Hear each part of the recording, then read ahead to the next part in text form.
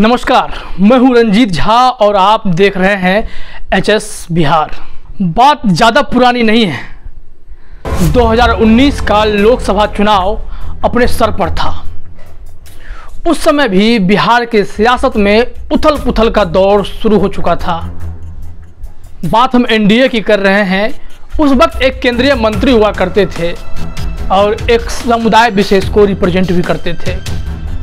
कुशवाहा समुदाय, कुशवाहा जात का पूरा वोट माना जाता था कि उनके कब्जे में है और केंद्रीय मंत्री रह चुके थे। और जिस तरह से उन्होंने अपनी एक छवि क्रिएट की थी और 2014 में जो उन्हें बम्पर जीत हासिल हुई थी, उसके मुताबिक उनकी दावेदारी तो बहुत बड़ी थी। हम बात कर रहे हैं उपेंद्र कुशवाहा की। 2014 वाले मोदी सरकार में वह केंद्रीय मंत्री थे। मानव संसाधन विकास मंत्रालय में राज्य मंत्री का दर्जा प्राप्त था।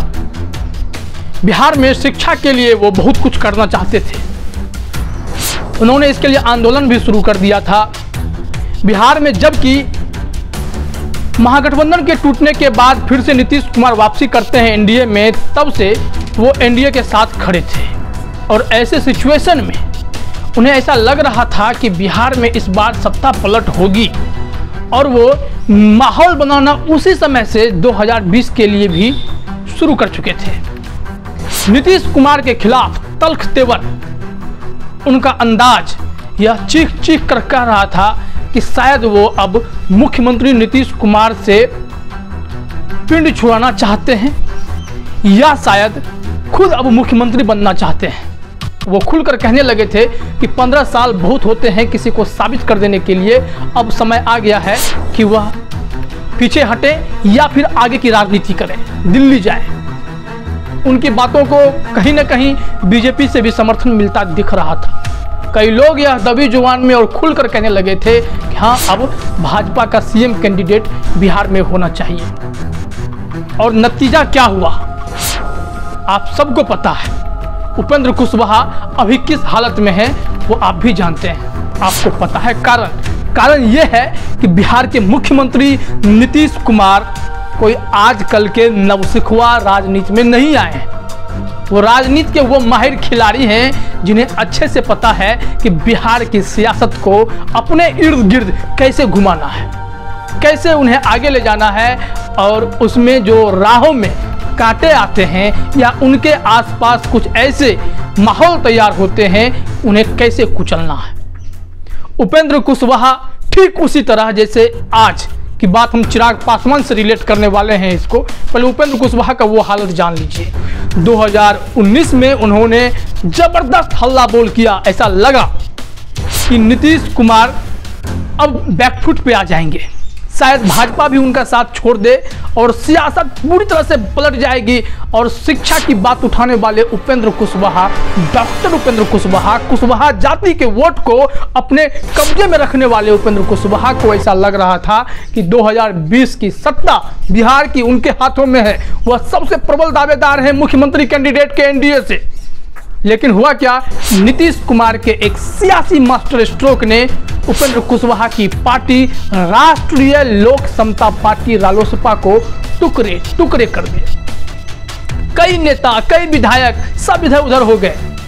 2019 में हार थक के उपेंद्र कुशवाहा ने NDA का त्याग करने का फैसला कर लिया, क्योंकि वह दिल्ली तक गए थे, अमित शाह से मिलने गए थे। मुलाकात का वक्त नहीं मिला।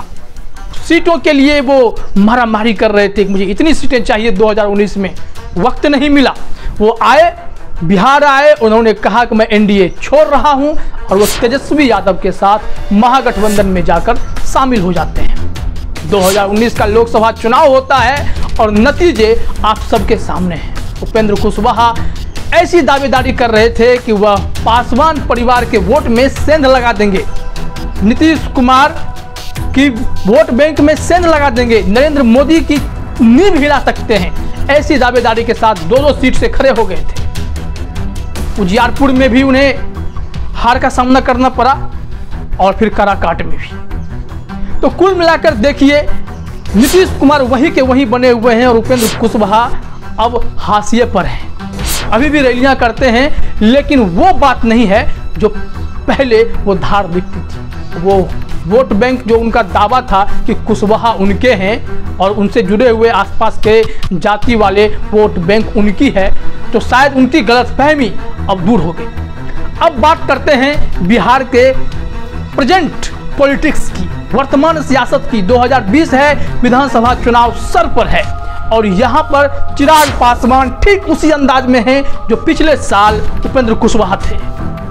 चिराग पासवान इन दिनों बिहार सरकार के सारे कामों पर सवाल खड़े कर रहे हैं। वो कह रहे हैं कि बिहार की जनता के साथ अन्याय हुआ है।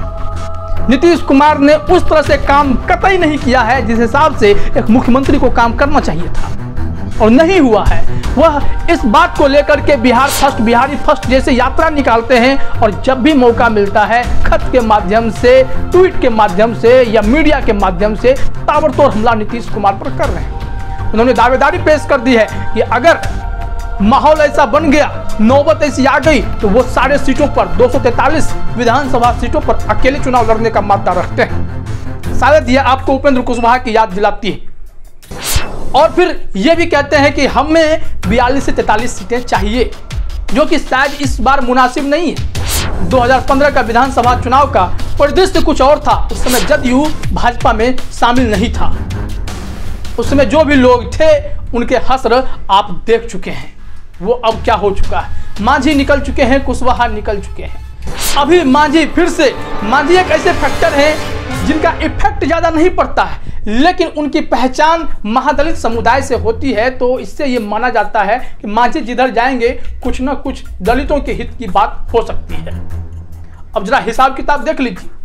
मुसहर का वोट करीब करीब 3.5% बिहार में है और जीतन राम मांझी इस बार करवट किधर लेंगे, अपनी नाव लेकर किधर जाएंगे, यह अभी तक तय नहीं कर सके हैं। अगर वो एनडीए में आते हैं या फिर जदयू में शामिल हो जाते हैं तो नीतीश कुमार थोड़ी राहत की सांस ले सकते हैं कि चलो अब महादलित की वोट बैंक की जो राजनीति चिराग पासवान अपने दम पे कर रहे हैं, शायद वहां मैं इन्हें रोक सकता हूं।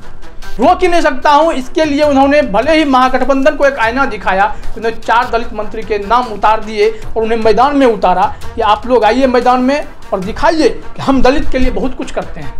यह बात उन्होंने साबित करने की कोशिश की। श्याम रजक हट गए, वो भी दलित थे। तो इस तरह से देखें तो दलित का प्रतिनिधित्व नीतीश कुमार तो दे रहे हैं। चिराग पासवान भी दलित की राजनीति करते हैं, उनका परिवार पासवान वोट बैंक के दावेदारी की बात करता है, लेकिन ऐसी बात नहीं है। रामविलास पासवान जिस हाजीपुर से रिकॉर्ड मतों से जीते थे, वहां से रिकॉर्ड मतों से हार भी गए।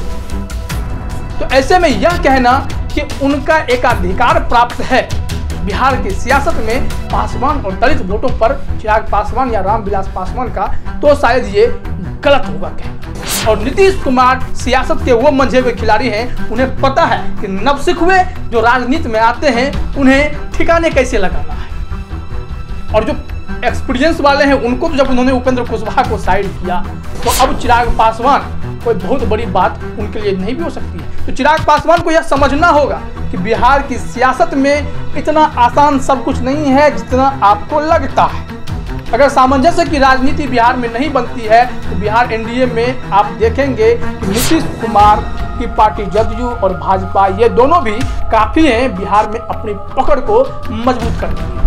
नीतीश कुमार के साथ पिछड़ा वोट हमेशा आता है, बैकवर्ड वोट उनके साथ आता है, मुस्लिम भी जुड़ते हैं, यादव भी जुड़ जाते हैं, और भाजपा सवर्णों के लिए जाना जाता रहा है और बहुत हद तक पिछड़े भी उन्हें वोट करते हैं। तो ऐसी स्थिति में चिराग पासवान की भूमिका कितनी इंपॉर्टेंट रह जाती है, यह भी जानना दिलचस्प होगा। लेकिन यह लगने लगा है कि कहीं नीतीश कुमार के एक ऐसे मास्टर स्ट्रोक की शुरुआत ना हो जाए जो फिर से चिराग पासवान को हाशिए पर धकेल दे। खैर, उनके परिवार की राजनीति पकड़ है, तो वो हश्र नहीं होने वाला है जो उपेंद्र कुशवाहा का हुआ, लेकिन फिर भी कमजोर किए जा सकते हैं। चिराग पासवान का हश्र उपेंद्र कुशवाहा जैसा अगर हुआ तो बिहार में एक बार फिर से यह बात उठने लगेगी कि जदयू और भाजपा की जोड़ी ही बेस्ट है। उपेंद्र कुशवाहा जैसे लोग, चाहे चिराग पासवान जैसे लोग अगर पार्टी में आते भी हैं, उन्हें एनडीए की शर्तों पर चलना होगा, न कि अपने शर्तों पर। अगर वो अपने शर्तों पर चलना चाहते हैं तो शायद उनके लिए रास्ता अलग हो सकता है। और बिहार की सियासत में यह चीज़ें होती रही हैं। नीतीश कुमार विगत 15 सालों से सत्ता के केंद्र में बने हुए हैं और वो सत्ता से दूर रहना नहीं चाहते। भले ही कुछ महीनों के लिए उन्होंने जीतन राम मांझी का प्रतिनिधित्व बिहार को दिया, लेकिन जैसे ही समय आया उन्होंने उन्हें हटाया भी और फिर गद्दी पे आए भी। तो ऐसे सिचुएशन में यह अब देखना होगा कि जो दिलचस्प बात है, बिहार विधानसभा चुनाव अब बिल्कुल सर पर है, गाइडलाइंस तैयार हो चुके हैं, तो चुनाव का स्वरूप क्या होगा और एनडीए में सीट शेयरिंग में अगर घमासान मचता है तो क्या चिराग पासवान को भाजपा साइड करने के मूड में है? क्योंकि चिराग पासवान के बूते का यह तो अब फिलहाल नहीं दिखता कि वो जदयू और बीजेपी से बेहतर प्रदर्शन कर दे या जदयू से बेहतर प्रदर्शन करके भाजपा को दिखाते। वो सीएम कैंडिडेट के रूप में देखे जा सकते हैं, युवा हैं, पढ़े लिखे हैं, समझदार हैं, लेकिन बिहार की सियासत के लिए सिर्फ पढ़ा लिखा होना या समझदार होना ही मायने नहीं रखता। जमीनी समीकरण को समझना जो शायद नीतीश कुमार से बेहतर कोई नहीं समझ रहा, फिलहाल बिहार में उनके इर्द गिर्द सियासत घूम रही है। तो इंतजार कीजिए 2020 के विधानसभा चुनाव का, एनडीए में चल रहे घमासान के अंजाम का। अंजाम भी आएगा और शायद यही अंजाम होगा कि चिराग पासवान की राहें अलग भी हो सकती हैं और उनकी जो दावेदारी है और शायद उस पर वो खड़े उतरे, लेकिन जो सियासी परिदृश्य बनते हैं उसमें चिराग पासवान की हसर उपेंद्र कुशवाहा जैसी ना हो जाए। तो इस बात का इंतजार सभी को रहेगा बिहार में कि नई राजनीति क्या गुल खिलाती है। एचएस बिहार में मेरे यानी रंजीत झा की तरफ से फिलहाल इतना ही। फिर मिलेंगे किसी नए मुद्दों के साथ, तब तक के लिए नमस्कार।